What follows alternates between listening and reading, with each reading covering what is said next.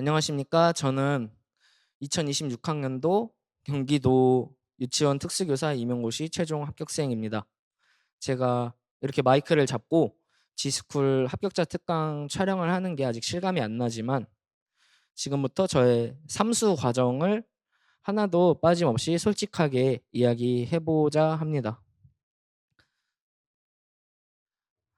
먼저 2024학년도 시험을 준비하던 2023년에 저는 학부생 4학년이었습니다.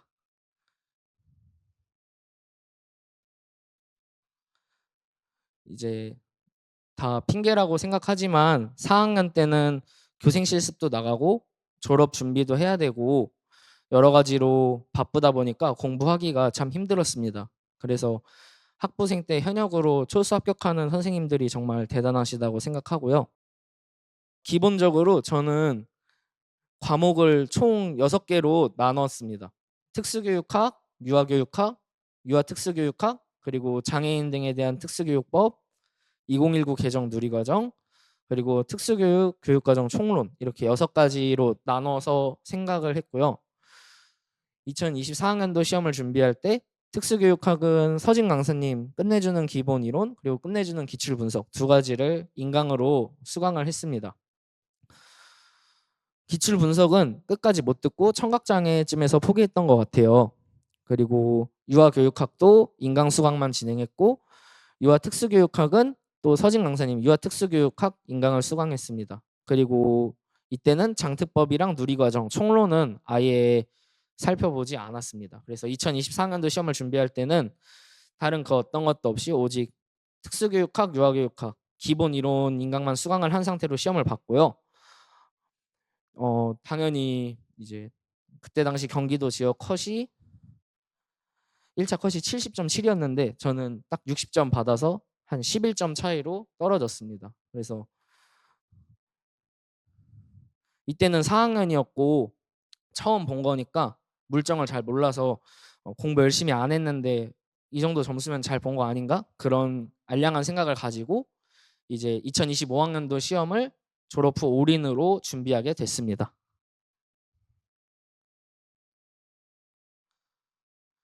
그래서 이제 2025학년도 시험을 준비하는 2024년이 되고 저는 졸업을 하고 이제 무직 백수가 되었습니다. 이게 학생이라는 그 신분의 울타리가 없어지니까 생각보다 정신이 굉장히 피폐했습니다. 그래서 공부를 열심히 해야겠다 생각을 하고 이때는 이제 상반기에는 거의 독학으로 진행을 하고 하반기 패키지를 이제 그 서진 강사님 직강으로 수강을 하게 되었습니다. 그래서 특수교육학의 경우에는 서브노트를 만들고 전화로 이제 안 보고 말하는 인출 스터디 그리고 기출문제 분석 스터디를 진행을 했고 그리고 아까 말씀드린 대로 하반기 패키지 직강 수강 그리고 오답노트 작성을 했습니다. 유아교육학의 경우에는 이제 처음 초수 때 2023년에 기본 이론 인강 수강한 거 외에 전 이제 3년 동안 유아교육학은 뭐 강의 수강을 한 적이 한 번도 없습니다. 그냥 전부 독학 스터디로 진행을 했고요. 그리고 유아특수교육학도 이제 재수 때는 강의를 수강하지 않고 그냥 서브노트 제작, 오답노트 작성 이런 걸 중심으로 가져갔고 재수 때는 장특법과 누리과정을 깊게 하지는 않고 그냥 살펴는 봤다 정도의 느낌으로 했습니다. 총론은 이때도 전혀 보지 않았고요.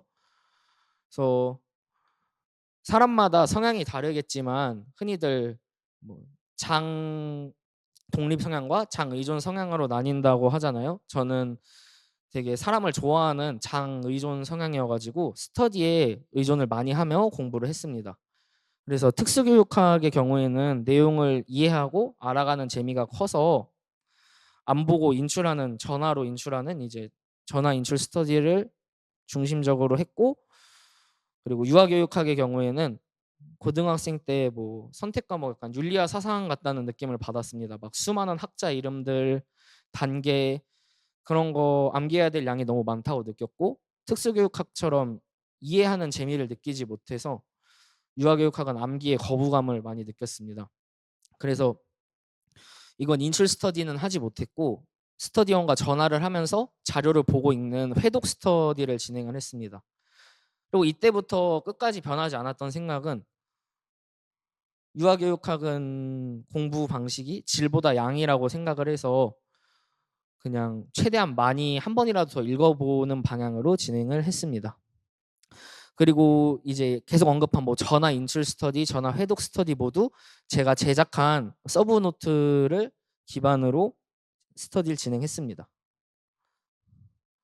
서브 노트의 경우에는 제가 막 뭐 남들처럼 막 깔끔하게 막 컴퓨터 파일로 제작을 하고 PDF 파일로 만들고 그럴 재주가 부족해서 좀 단순하고 우직하게 그냥 공책에 볼펜으로 쓰는 방식으로 서브 노트를 제작했습니다. 이때 만든 서브 노트들을 3수 때까지 유용하게 사용했습니다.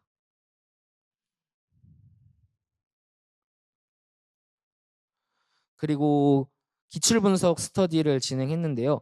이거는 예를 들어서 상대방과 이번 주에 뭐 우리 시각장애 기출 분석 스터디 하자 하면은 역대 유초중 특수 임용고시에서 시각장애 파트에서 나왔던 문제를 각자 겹치지 않게 골라와서 실시간으로 영상 통화를 하면서 화면 공유를 하고 같이 동시에 푼 다음에 서로 바꿔서 채점을 했습니다. 그래서 서로 바꿔서 채점을 했을 때 이게 정답이면 왜 정답 같은지, 그리고 이게 왜 오답인지 서로 의견을 나누고 그 자리에서 바로 가지고 있는 자료들을 찾아서 이게 어떻게 정답이고 오답인지 분석하는 시간을 가졌습니다. 근데 이때 시각장애 파트로 스터디를 하자라고 해서 시각장애 문제만 한 게 아니라 이렇게 작은 문제 소문항으로 1, 2, 3에서 뭐 1, 2, 3이 다 시각장애만 있는 게 아니니까 다른 파트가 섞여 있어도 이미 상반기에 기본적인 암기나 어느 정도 뼈대가 잡힌 상태에서 진행했기 때문에 여름부터 한 이 기출 분석 스터디는 그냥 정한 영역 외에도 다 풀고 정답과 오답을 찾는 방식으로 진행했습니다. 이 스터디를 통해서 문제를 풀고 분석하는 데 기본적으로 익숙해질 수 있었다고 생각합니다. 이제 2025학년도 시험을 준비하던 2024년 여름에 서진 이제 하반기 패키지를 처음으로 직강을 다니게 되었는데 제가 초스 때 느낀 점이 저는 인간과 맞지 않는다고 생각을 했습니다. 흔히들 이야기하는 뭐 백수는 헬스장을 다니면 안 된다. 하루 종일 아무것도 안 하고 헬스장에만 갔다 와도 열심히 산 기분이 들기 때문이다. 이런 말을 아시나요? 저는 이 말이 인강에도 적용될 수 있다고 생각합니다. 인강을 수강하는 시간은 자기가 공부를 한 시간으로 카운트해서는 안 됩니다. 인강을 듣고 난 후에 들은 내용을 복습하고 그 내용을 내가 암기하고 내 걸로 만드는 시간이 필연적으로 필요한데 인강의 무서운 점이 인강만 듣고 나면은 내가 공부를 열심히 했다는 착각에 빠지고 기가 빨려서 인강만 듣고 바로 누워버리게 되는 그런 참사가 일어납니다. 그래서 또 인강의 경우에는 막 몰아서 듣기에는 집중력이 부족하고 또 한두 개씩 밀리다 보면 막 빚더미 같이 엄청 쌓이게 된 걸 경험해서 저는 직강을 선택했습니다.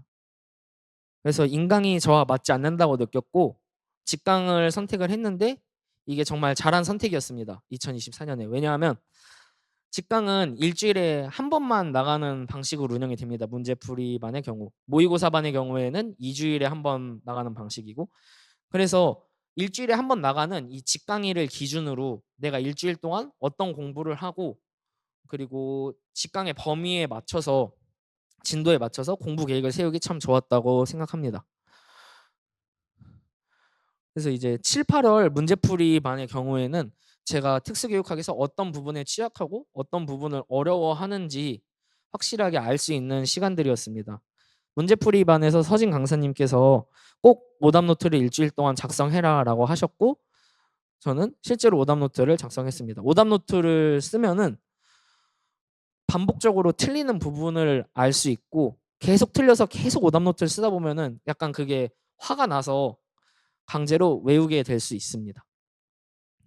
그리고 일주일에 한 번 나가는 직강의 가장 매력적인 점은 서진 강사님께 궁금한 거를 그 자리에서 바로 질문할 수 있다는 점인데요. 그래서 저는 일주일 동안 공부를 하면서 이번 주 직강 가서 이걸 질문해야겠다. 이게 이해가 안 간다. 그런 거를 다 적어서 정리해 놓고 직강날 쉬는 시간마다 나와서 몰아서 서진 강사님께 질문을 했습니다. 그 자리에서 바로 답변을 들을 수 있고 답변을 들어도 이해가 안 가면은 어떤 부분이 이해가 안 간다고 말씀드릴 수 있으니까 그게 가장 큰 매력으로 느껴졌습니다. 그리고 보통 임용고시 문제를 출제하는 교수님들께서 노량진의 다양한 강사님들께서 모의고사에 출제한 내용은 가급적 출제를 안 하시려고 한다고 알고 있습니다.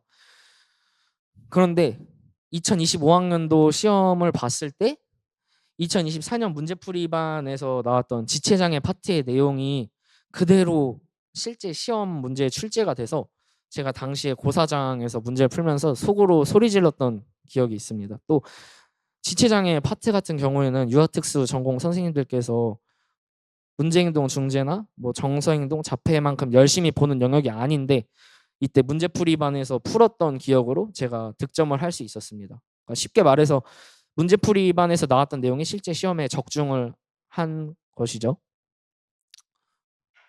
그리고 9월, 10월 모의고사 반은 이제 실제 시험과 동일하게 시간 운영이 되고 중간중간 종도 치고 그런 면에서 이제 실제 시험에 대한 긴장감을 줄일 수 있는 시간들이었습니다.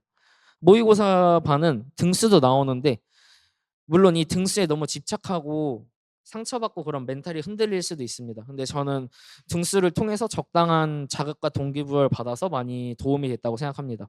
직관적으로 지금 내가 어느 위치에 있는지 알 수 있고 또 그 등수가 올라오는 엑셀 파일에서 저는 경기도니까 경기도 응시한 선생님들 안에서만 제가 몇 등인지도 볼 수 있었습니다. 그리고 모의고사 반에서도 당연히 계속 오답 노트를 작성했는데요.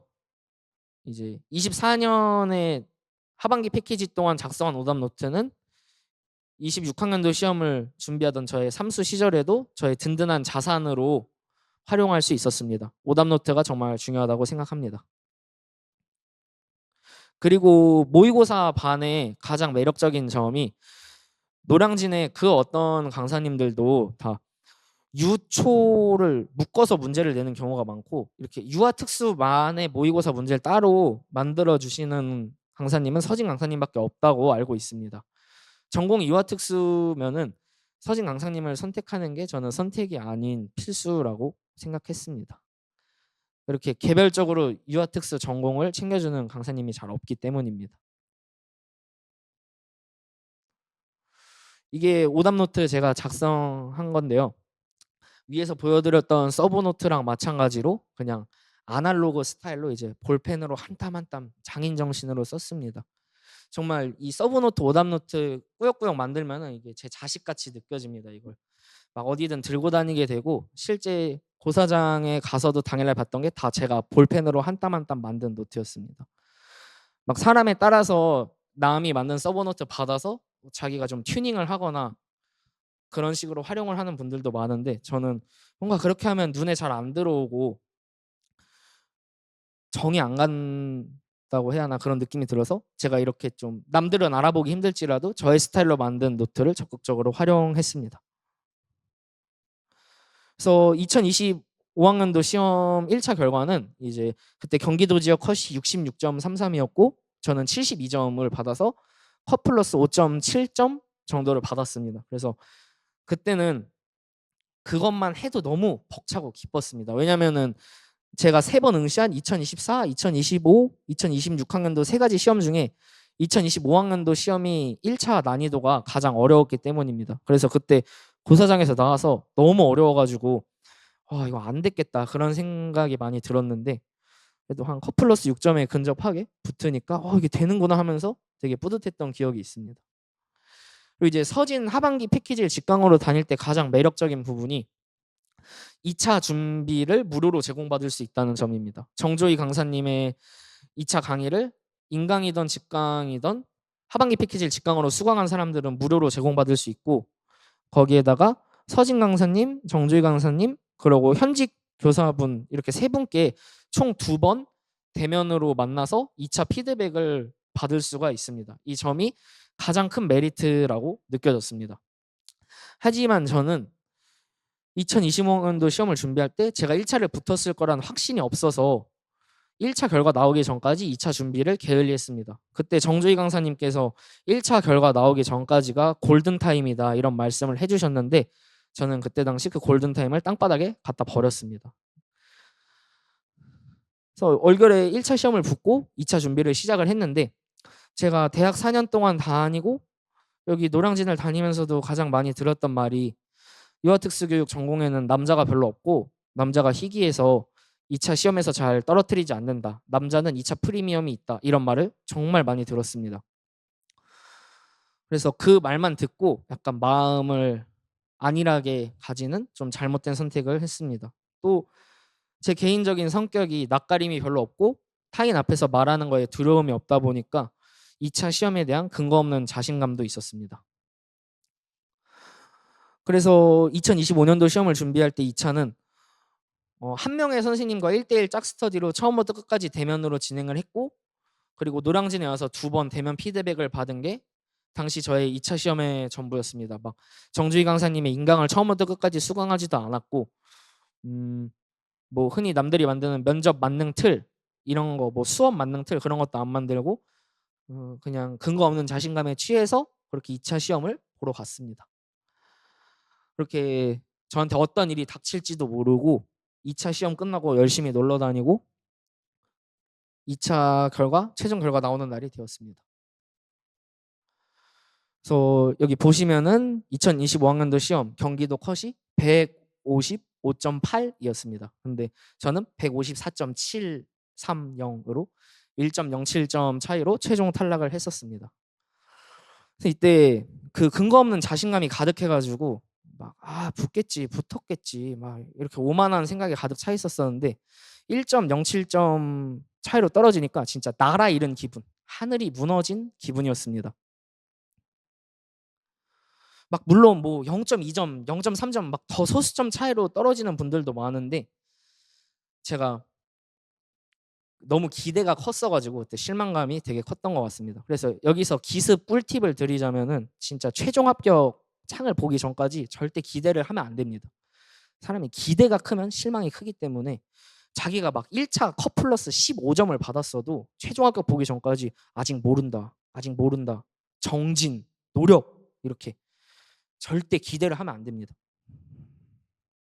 그래서 이제 1.07점 차이로 떨어지고 완전 불운의 남주인공병에 걸려버려가지고 나 이제 공부 안 한다, 나 기간제 교사 할란다 하면서 이제 집 근처 병설 유치원에 순회학급 담임 교사로 취직을 했습니다. 그래서 일주일 정도 출근을 했는데 이제 세상이 그렇게 호락호락하지 않습니다. 남들이 다 죽자 살자 임용을 도전하는데 이유가 있습니다. 그 일주일 출근을 하면서 부당한 경험을 했고 그리고 당시 교육지원청에서 했던 연수회도 참석을 했는데 그게 그 해에 그 도시에서 처음 있는 특수교사 연수였어서 막 신규 교사 발령 뭐 임명장 그런 걸 나눠주는 자리였습니다. 그래서 막 같은 대학 후배가 임명장 받는 거 보고 다른 사람들 임명장 받는 걸 보니까 이제 오장육부가 뒤틀려가지고 내가 이게 1점 차인데 다시 해야겠다, 공부해야겠다, 이제 악에 받쳐가지고 다시 공부를 시작하기로 결심했습니다.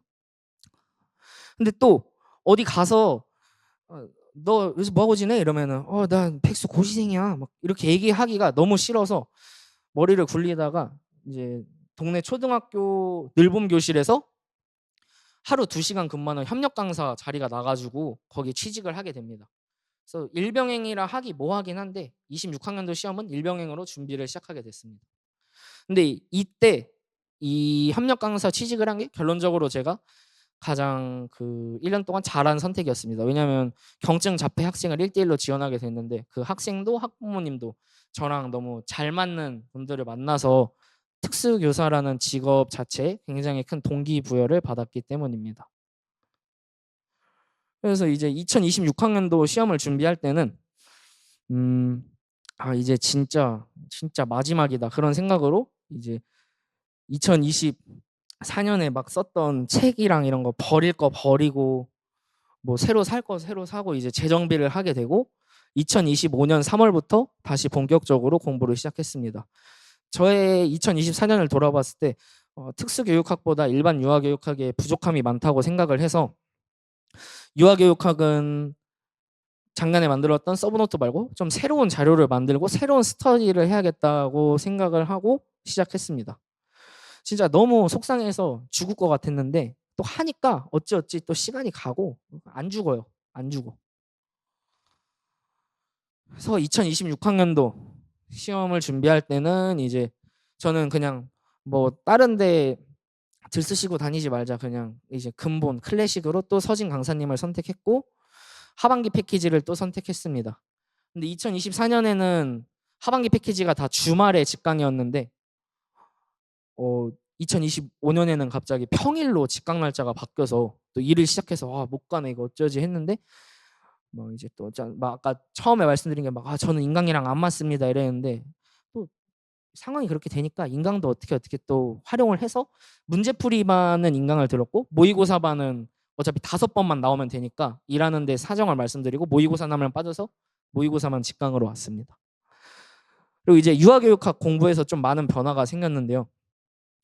이제 막 컴맹이어가지고 막 노트에 볼펜으로만 만들었다고 했는데 이제 이것도 좀 변화가 필요하다 생각을 해서 한글 파일로 유아교육학 서브노트를 새로 만들었고 이때 중요하다고 생각하는 내용은 다 빨간색으로 바꾸고 그 빨간색으로 바꾼 부분을 챗 GPT한테 빈칸을 뚫어달라고 시켜가지고 이제 이 빈칸 뚫린 자료랑 총 2개의 자료를 만들었습니다. 그래서 스터디원과 함께 각자 스터디원도 자기가 이런 자료를 따로 만들었고 각자 만든 자료로 시험을 보는 것처럼 영상통화, 화면 공유를 통해서 이제 빈칸을 채우는 스터디를 진행했고 또 바꿔서 채점하고 그런 스터디를 진행했습니다.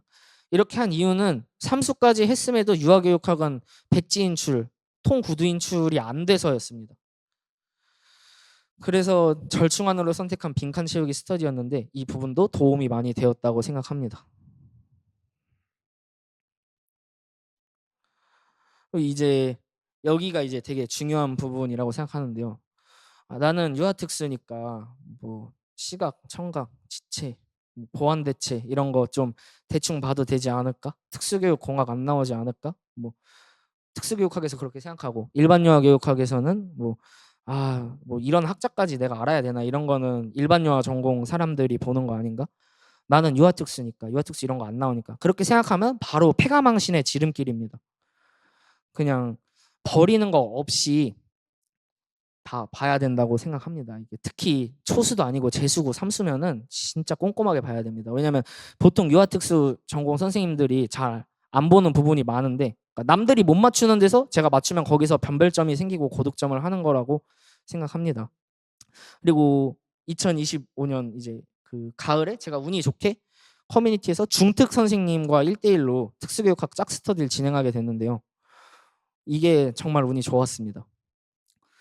저는 유아교육학에 비해 특수교육학은 제가 잘한다고 또 착각에 빠져 있었는데 중등특수 선생님과 함께 스터디를 하니까 중등특수는 훨씬 깊고 세부하게 내용을 살피고 저도 그런 선생님을 보면서 자극을 받고 또 약간 승부욕을 느꼈습니다. 약간 뭔가 저 중등특수 사람한테 이제 유아특수도 똑똑한 사람이 있다 좀 보여주고 싶다 그런 생각이 들어서 중등특수 선생님과 이제 대면으로 그때는 만나서 구두인출 스터디를 진행했는데 그 과정에서 특수교육학은 이렇게 자다가 갑자기 팩스 6단계 말해봐 이렇게 툭 치면 우르르르 나올 정도로 암기를 했고 유아교육학과 특수교육학 적어도 둘 중 하나는 자다가 툭 쳐도 뭘 물어봐도 나올 정도로 다 알고 있어야 한다고 생각을 합니다. 지금 와서 생각을 했을 때. 그러니까 전공 유아특수라고 버리는 부분 없이 꼼꼼하게 다 보셔야 합니다. 그리고 이것도 굉장히 이제 중요한 부분이라 생각을 하는데요. 인터넷에 이런 식으로 실제 고사장에서 주는 답안지랑 비슷한 답안지를 판매하고 있습니다.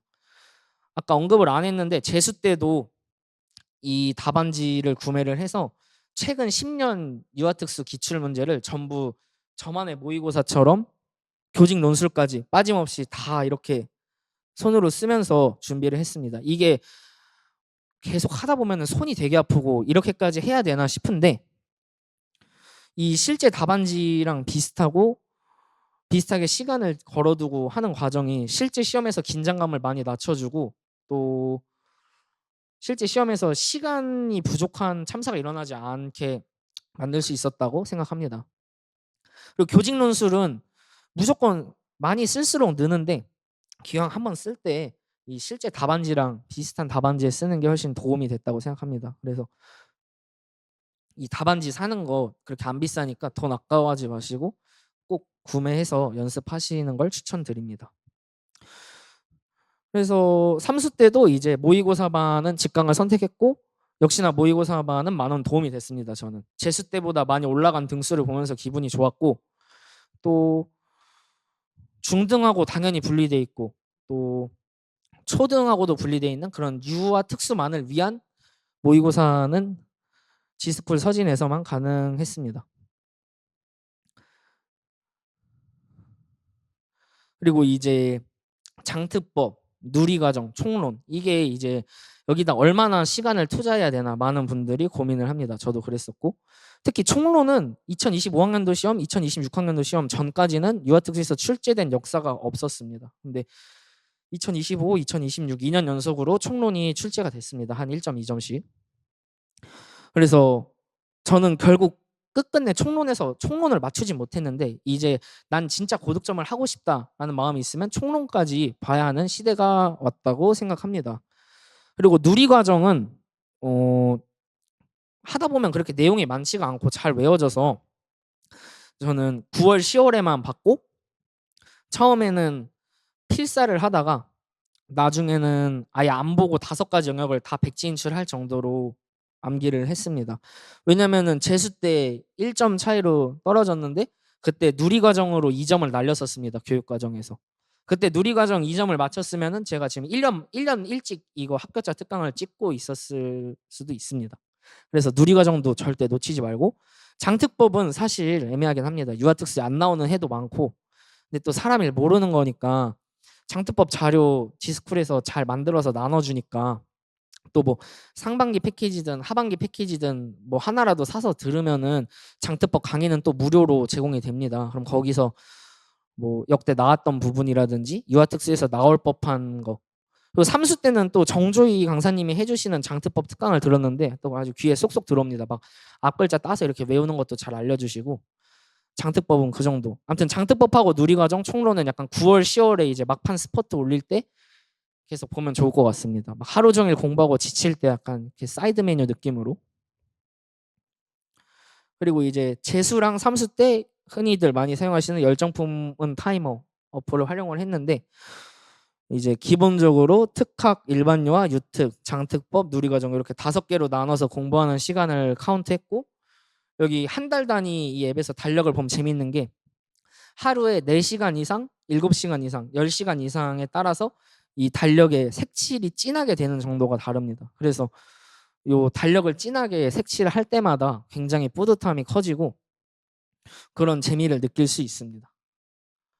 그리고 가장 여기 있는 사진은 이제 제가 하루에 어떤 공부를 할지 얼마나 할지 목표를 설정한 플래너입니다. 그것도 열품타 앱에 있는 기능이고 이 목표 1일 목표 설정, 하루 목표 설정이 되게 중요하다고 생각하는 이유가 뭐 학생한테 그 자기 강화 기준 설정할 때 기준이 너무 낮아도 높아도 안 된다 그런 내용이 있는 것처럼 우리가 이 목표를 정할 때도 목표를 너무 낮게 잡아서도 너무 높게 잡아서도 안 됩니다. 그래서 예를 들어서 제가 뭐 23년 유특 논술 A, B 풀기, 23년 유특 채점, 24년 유특 오답 노트, 뭐 동작교육, 기출 스터디 문제 찾기 이런 식으로 다 체크리스트를 만들어서 내가 생각하기에 모두 완수했으면 동그라미를 치고 부족하면 세모 오늘 이걸 안 했다 하면 X로 진행을 했는데 목표를 8개 세웠는데 8개 다 매일매일 동그라미를 치면은 자신의 목표를 낮게 세우고 있는 거라고 생각하시면 됩니다. 그리고 목표를 8개 세웠는데 맨날 뭐 한 5, 6개 이상 X를 친다. 그러면 목표를 너무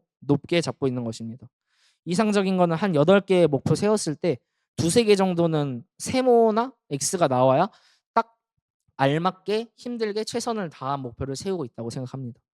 그래서 이 하루하루 목표를 세우고 자기 전에 오늘 몇 개나 했는지 내일은 또 얼마나 할지 계획을 세우는 과정은 필수라고 생각합니다. 열품타 앱을 꼭 활용을 하시면 좋겠습니다. 요즘 젊은 사람들 다 아카이빙의 민족, 한국인 막 블로그, 인스타그램 뭐 온갖 것에 자기 자신을 기록하고 있는데 임고생이라면 열정 품은 타이머 어플에다가 스스로를 아카이브하는 습관을 키우면 좋을 것 같습니다.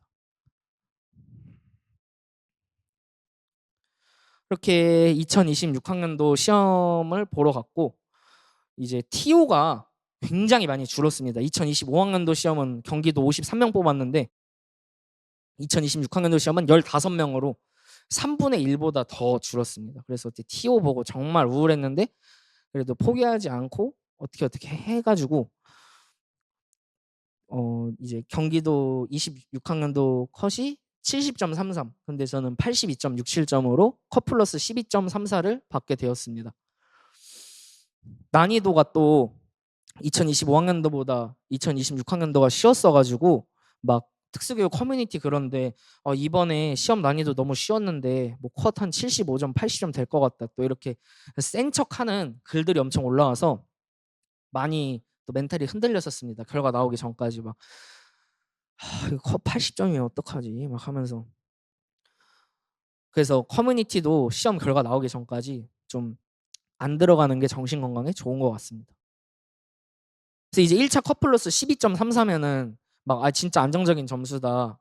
어지간해서 붙을 거다. 2차 부사장 들어가서 막 옷 벗고 뺨 때리지만 않으면 합격할 거다. 그런 얘기를 많이 들었는데 한번 재수 때 최종 탈락의 쓴맛을 봤다 보니까 이번엔 2차 준비를 좀 더 체계적으로 했습니다.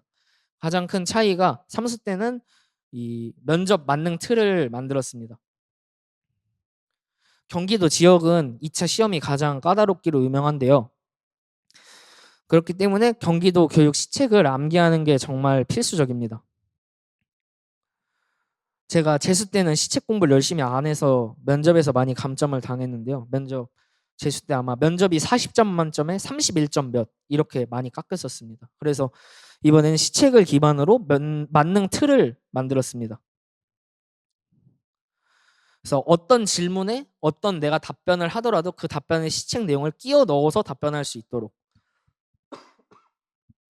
그 과정이 필요하다고 생각합니다. 시책 공부.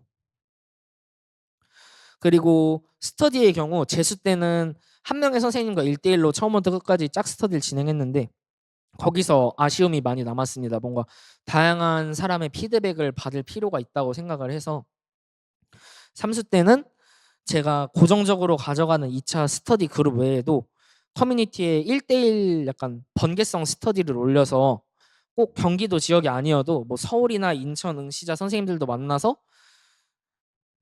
면접과 수업 실험 피드백을 받았습니다. 그 과정에서 되게 놀란 게 어떤 사람은 좋다고 피드백 해줬던 부분이 어떤 사람은 별로라고 하고 또 누가 별로라고 한 게 어떤 사람은 좋다고 하고 좀 다양한 사람의 피드백을 받는 과정이 필요한 것 같습니다. 2차 준비에 있어서. 그래서 이 일회성 번개 스터디 강력하게 추천드립니다. 그리고 수업 실현의 경우에는 기간제 교사 이제 그 담임 교사 경력이 있고 없고 차이가 굉장히 크다고 생각을 합니다. 스터디하면서 다양한 분들을 봤는데 기간제 교사 경력이 있는 분들이 수업 실현을 압도적으로 잘했습니다. 저는 협력 강사는 수업을 하는 일이 아니어서 담임 교사 경력이 없다 보니까 수업 실현에서 많은 어려움을 느꼈습니다. 그래서 2026년 시험에서도 수업 실현 60점 만점에 48.72라고 아주 처참한 점수를 받았습니다. 정말 1차 고득점이 살린 겁니다, 이게. 그래서 수업 실현은 제가 딱히 해드릴 말이 없는 것 같지만 2026학년도부터 경기도도 수업 실현이 자체 출제에서 평가원 출제로 바뀌었습니다. 근데 그렇다고 해도 수업 실현을 할 때 경기도 교육청이 좋아하는 미래 교육 완전 통합의 요소를 넣는 거는 중요한 것 같습니다. 그리고 수업 나눔이 사라지고 수업 설계 역량으로 바뀌었는데 수업 설계 역량은 수업 실현을 시작하기 전에 주어진 질문에 따라 제가 이런 식으로 수업 실현을 할 겁니다라고 말하는 과정이라고 생각하시면 됩니다. 수업 설계 역량 문제도 구상실에서 볼 수 있도록 주어지고요. 이 수업 설계 역량도 앞으로 많은 변수가 될 거라고 생각합니다.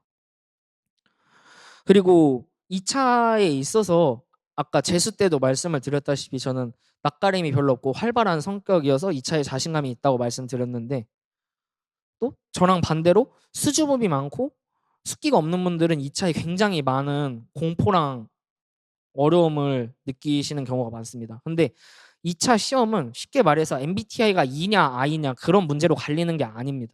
면접은 분명 원하는 답이 있고 그 키워드를 넣어서 말을 해야 되는 거고, 수업 실현은 약간 뭐 활발하던 소심하던 자기 자신을 내려놓는 게 필요합니다. 자기 자신을 내려놓고 그 조건만 채우는 능력, 뭔가 나는 지금 조건을 채우는 기계다 이렇게 스스로 생각을 하고 들어가는 게 필요한 것 같습니다. 그래서 본인의 성향과 상관없이 2차에서는 문제에서 원하는 답변 그리고 조건 채우기를 최우선적으로 생각해야 할 것 같습니다.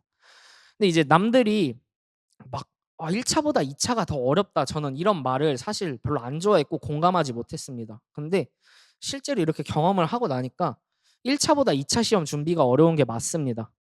2차 시험 준비하는 과정에서 막 진짜 막 속된 말로 제가 정신병 걸린다는 그런 기분이 듭니다. 막 이거 어떻게 하지? 막 지금 내가 실력이 는 게 맞나? 근데 1차 공부는 내가 실력이 늘면 맞추는 게 올라가고 모의고사 등수가 올라가고 점수가 올라가는 게 눈에 보이는데, 2차는 그런 게 없습니다. 지금 내가 늘었는지 내 스스로도 모르고 남들이 봐도 사람마다 보는 게 달라서 얘가 지금 전보다 잘하는지 못하는지 그 기준이 참 모호합니다. 가장 좋은 방법은 1차에서 고득점을 받는 겁니다. 1차에서 컷 플러스 10점 이상. 그래야 조금 그나마 심적으로 평화가 생깁니다. 그래서 2026학년도 이제 저도 진짜 그토록 꿈꿔오던 최종 합격 진심으로 축하합니다. 이 화면을 저도 보게 됐습니다. 진짜 꿈꿔오던 화면을 3년 만에 보게 됐고, 성적은 이제 이때 올해 경기도 컷이 총 159.8이었고 저는 166.6으로 7등으로 15명 중 7등 딱 중간 등수로 합격을 하게 됐습니다. 사실 1차 점수를 생각하면 그래도 좀 더 높은 등수를 기대할 수 있지 않나 했는데 2차에서 아까 말씀드린 것처럼 감점을 많이 당해서 중간 등수로 합격을 하게 됐습니다. 그래도 합격해서 너무 기뻤고, 이제 마지막으로 드리고 싶은 말씀이, 저는 53명 뽑을 때 떨어졌고 15명 뽑을 때 붙었습니다. 이게 꺼드럭거리는 게 아니라 53명 뽑아도 떨어질 사람은 떨어지고 15명 뽑아도 붙을 사람은 붙습니다. 이제 유아특수가 TO가 적은 편이다 보니까 많은 선생님들이 TO에 흔들리고 TO를 보고 겁먹고 포기하는 경우가 많습니다. 근데 TO를 보고 그렇게 겁먹거나 포기하지 말고 내가 붙을 사람이다 스스로를 생각하고 의지 있게 끈기 있게 밀어붙이는 것을 추천드립니다. TO에 연연하지 마세요. 경쟁률에도 연연하지 마세요. 2025학년도 시험이 경쟁률이 아마 4.3대 1 그 정도였던 걸로 기억하고, 2026학년도 시험이 9.7대 1 그 정도, 거의 10대 1이었던 걸로 기억하는데 저는 그 4대 1일 때 떨어지고 10대 1일 때 붙은 겁니다. 그런 거에 연연을 하지 말고 열심히 하면 좋을 것 같습니다. 진짜 제일 중요한 이야기, 수험 생활에 있어서 절대 연애를 하면 안 됩니다. 제가 초수 때는 있던 여자친구를 없앴고 재수 때는 없던 여자친구를 만들었습니다. 근데 이제 둘 다 경험을 해보니까 이별하는 것도 만남도 수험 생활에 있어서 정말 독입니다. 그냥 여자친구 없이 얌전하게 공부만 한 3수 때 합격을 하게 됐고, 뭐 진짜 결혼할 것 같다 이런 거 아니면은 수험생활 고시생 때는 절대 연애하지 않는 것을 강력하게 추천드립니다. 연애는 독입니다, 독. 그리고 이제 제가 3수 때 진짜 정말 우울하고 1년 동안 악에 받쳐 있었는데 제가 가장 많은 위로를 받은 노래입니다. 진짜 이 노래 가사가 막 100만 가지 재앙 속에서도 성실하게 지킬 뿐이라고 이런 가사가 있는데, 저는 제가 1점 차로 재수 때 떨어진 게 100만 가지 재앙이라 생각했고 그래도 성실하게 공부하면은 된다고 생각을 하고 열심히 공부를 했습니다. 그래서 많은 선생님들이 포기하지 않고 또 이 막 합격자 특강까지 찾아볼 정도면은 다 관심이 있다는 거니까 열심히 해서 꼭 합격을 하시면 좋겠습니다. 막 자기 혐오나 막 분노 이런 게 좋은 감정은 아닌데 사실 공부를 할 땐 어느 정도 필요하다고 생각합니다. 진짜 2025년 1년 동안 악에 받쳐가지고 화가 너무 많았는데 이제 저도 좀 여유로운 교사가 되기를 바라면서 이 합격자 특강 봐주시는 분들도 모두 합격하시길 진심으로 바랍니다. 이상으로 영상 마치겠습니다.